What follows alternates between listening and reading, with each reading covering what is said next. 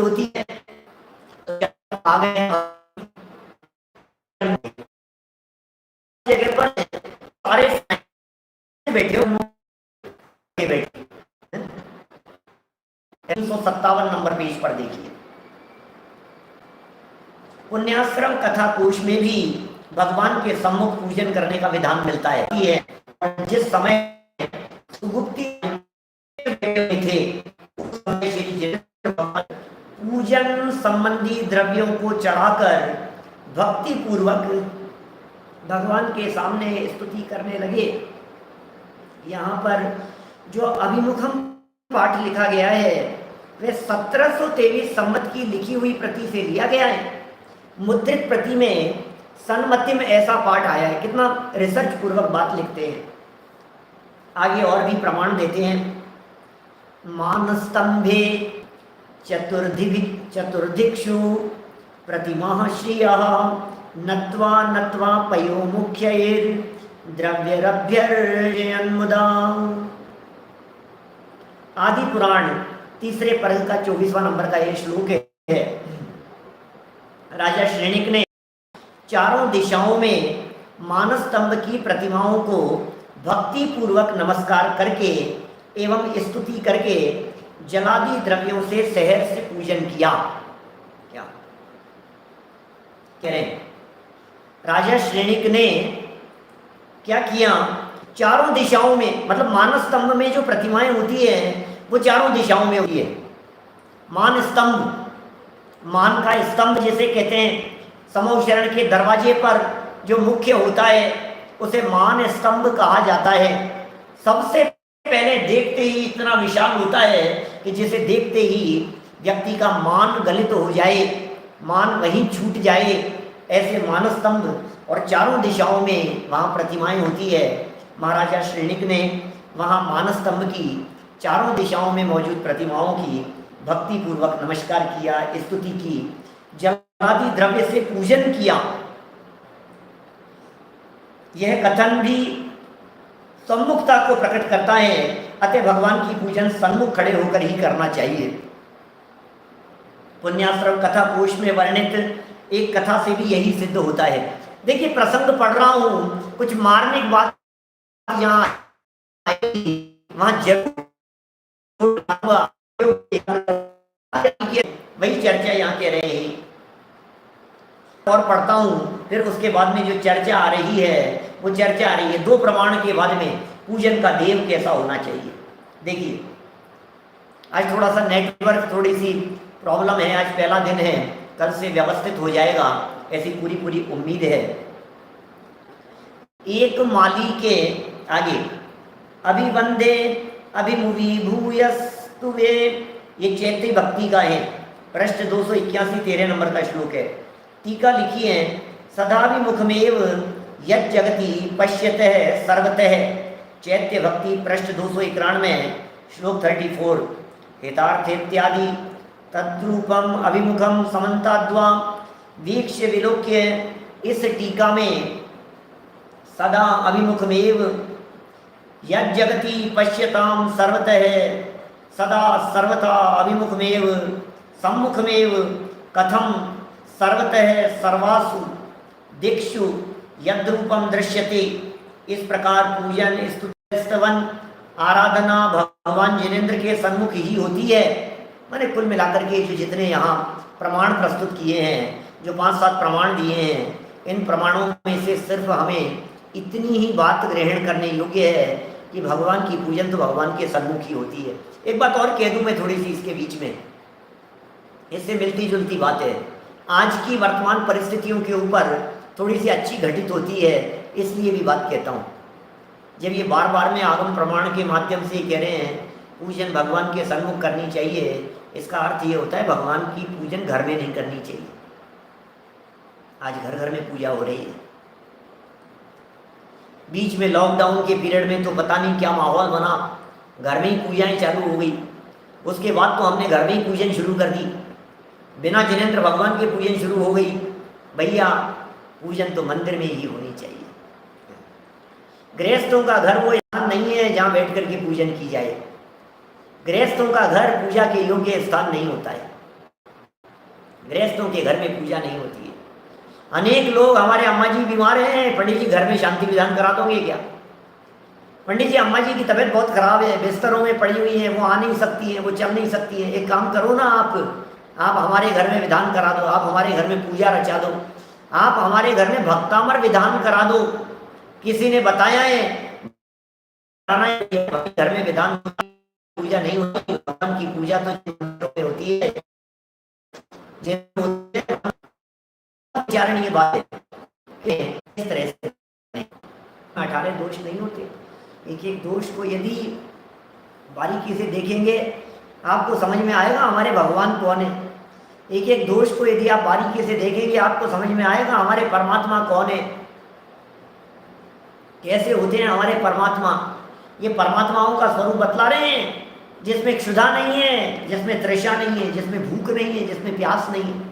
हमारे परमात्मा के जीवन में भोजन नहीं है, हमारे भगवान भोजन नहीं करते हैं। हमारे परमात्मा भोजन नहीं करते, हमारे परमात्मा को राग नहीं होता, हमारे परमात्मा को द्वेष नहीं होता।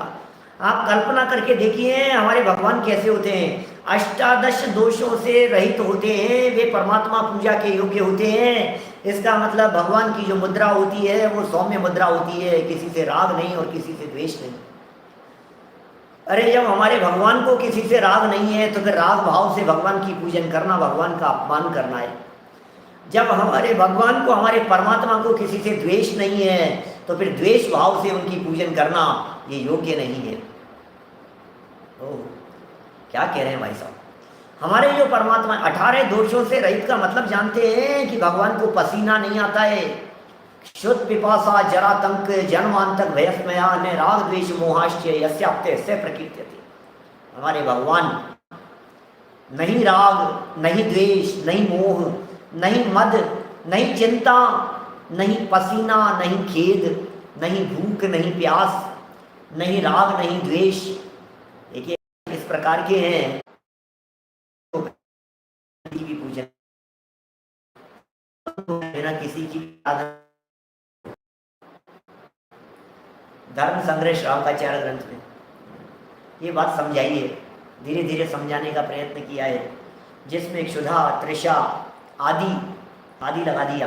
क्षुधा तृषा के बाद में आदि लगा दिया और आदि लगा करके कह दिया अष्टादश माने 18 दोष ना हो, नहीं होते, जिनमें भूख नहीं होती, प्यास नहीं होती।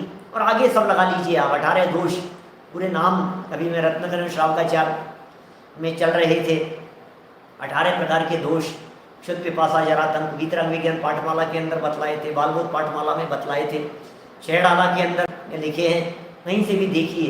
लेकिन एक बार जानिए कि हमारे परमात्मा में कौन कौन से दोष नहीं होते, जिसमें क्षुधा तृषा आदि 18 दोष न हो, 34 अतिशयों से युक्त हूँ। 34 अतिशय जानते हैं, सारे दुनिया में चमत्कार की महिमा आ रही है, चमत्कार की महिमा। चमत्कार को नमस्कार है भाई प्रभु, चमत्कार को नमस्कार है। सुनो भाई, जैसे चमत्कार अनंत भगवान के जीवन में होते हैं ऐसे चमत्कार दुनिया में कहीं नहीं होते। चमत्कार है क्या? तुम जानते क्या हो चमत्कारों को? कहीं पसीना आ गया और कहीं छत्र घूमने लग गया, ये तुम्हारे को चमत्कार दिखाई देते हैं? कहीं कोई अतिशय दिखाई देता है, अरे कहीं कोई केसर की वर्षा हो जाए तो तुम्हें दिखता है चमत्कार। काय के चमत्कार है ये?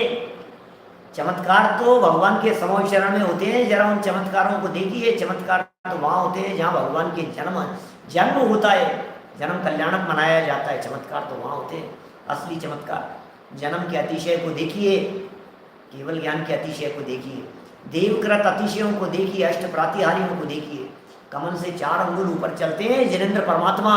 जरा उस अतिशय को देखिए तो सही, अतिशय क्या होता है। न हम अतिशय जानते हैं, न हम उनकी निर्दोषता जानते हैं। हमारे भगवान किस तरह से निर्दोष हैं हम इस बात को जानते नहीं। हमारे भगवान किस तरह के निर्दोष हैं, 18 दोषों से रहित, अतिशयों से सहित। हमें लगता है कोई चमत्कार हो जाए भगवान, कोई चमत्कार हो जाए भगवान। अरे चमत्कार तब होगा जब भगवान के यथार्थ स्वरूप को जानेगा। भगवान के यथार्थ स्वरूप को जानने पर असली चमत्कार होते हैं भाई साहब। जो जीव भगवान के यथार्थ स्वरूप को जानते हैं उनके जीवन में ऐसे चमत्कार होते हैं।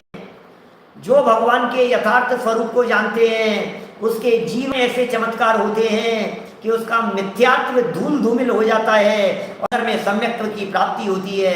अरे अंदर में अतीन्द्रिय आनंद की कणिका प्रकट हो जाती है। ये चमत्कार होता है भगवान के स्वरूप को जानने वाले के जीवन में। हम कौन सा चमत्कार बतलाएं?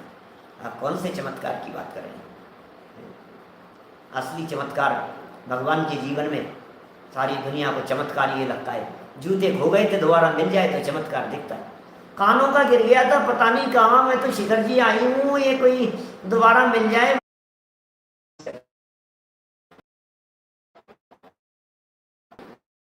चमत्कार आदि 18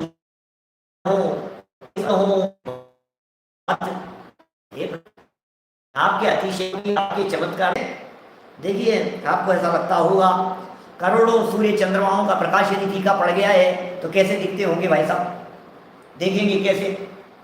यार क्या बात कर रहे हो पंडित जी, हमसे तो एक ही सूर्य नहीं देखा जाता है, हमसे तो एक ही नहीं देखा जा रहा है, और आप कह रहे हो करोड़ों सूर्य जितना प्रकाश है। अरे भाई दैदीप्यमान इतने हैं, लेकिन सहजता होती है उसमें, शांति होती है उसमें, सौम्यता होती है उस रूप में।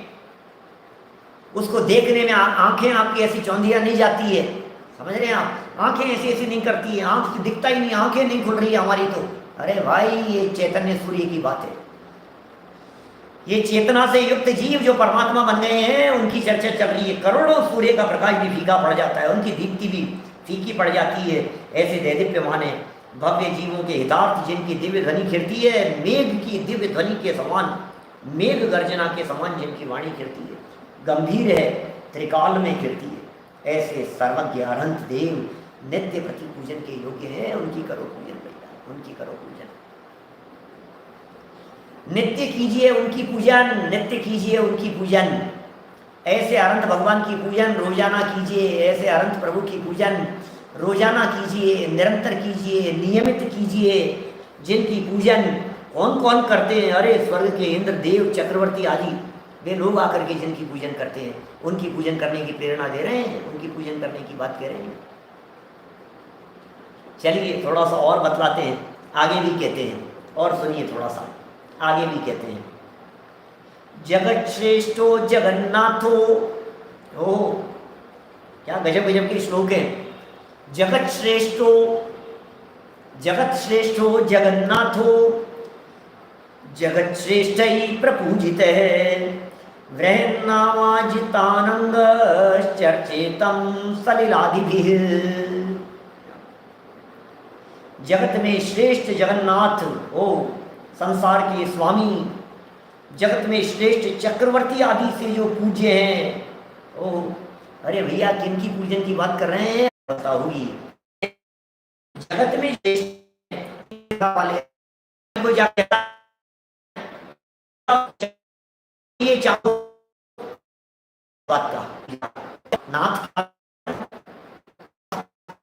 राज्य था, 32,000 मुकुटबद्ध राजा जिनके अधीन रहा करते थे। ऐसे सम्राटों की चर्चा कर रहे हैं, ऐसे महापुरुषों की चर्चा कर रहे हैं यहाँ पर।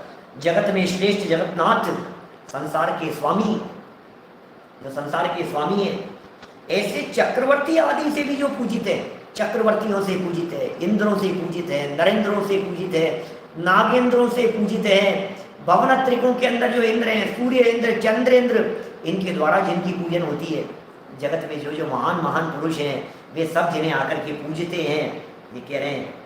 तथा जिन्होंने कामदेव की विजय कर ली है। अब बड़ा इसको दो तरह से अर्थ किए जा सकते हैं इस पंक्ति के।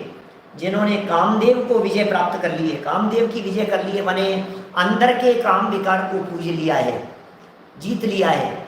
अंदर के काम विकार को जीत लेने के कारण जिनकी वर्तमान देह इस प्रकार की हो गई है कि जो देह कंचन कामदेव जैसी चमकती है, ऐसी कंचन वर्ण स्वर्ण जैसी काया, परम औदारिक शरीर देदीप्यमान होता है, चमकता है, दिव्य शरीर जिनका दिखाई देता है। ये दिख रहे हैं यहाँ पर हैं? जिन्होंने कामदेव की विजय कर ली है, तो उन भगवान को मैं जलादि से पूजता हूँ। इसमें जिनेंद्र भगवान की पूजन बतलाई है।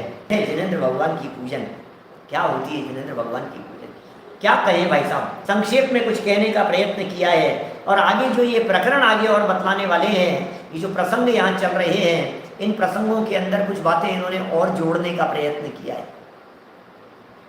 छोटी छोटी सी बातों को जोड़ा है। और कौन सी छोटी छोटी सी बातों को जोड़ा है? तो इन्होंने कहा है देव पूजा मुक्ति का कारण है। आपको यदि जानना हो तो हम 28 तारीख को चलाएंगे, 27 से 28 तारीख आगे। देखिए क्या कह रहे हैं यहाँ, देव पूजा मुक्ति का कारण है। अरे और गजब हो गया भाई साहब, पूजा को मुक्ति का कारण क्या? हाँ, भक्ति मुक्ति दातार, हम तो ऐसा भी कहेंगे, भक्ति को भी मुक्ति का कारण कहेंगे। कौन सी भक्ति? मुक्तिगत नर श्रेष्ठ की भक्ति करें गुण भेद से मैं परम भक्ति कही है जिन सूत्र में व्यवहार से। अभेद अखंड की भक्ति को भक्ति कहते हैं। इस भक्ति को पूजा का कारण का है, मुक्ति का कारण का है, परंपरा का कारण का है। भक्ति पूजन को परंपरा से मोक्ष का कारण कहा गया है। क्या परंपरा है, कैसी परंपरा होती है, कैसी भक्ति होती है, किस विधि से भक्ति और पूजन की जाती है, कई तरह की बातें खोलने वाले हैं। और पूजन करने की अनिवार्यता भी गृहस्थों के लिए बतलाएंगे और पूजन करने का महात्म्य भी बतलाएंगे।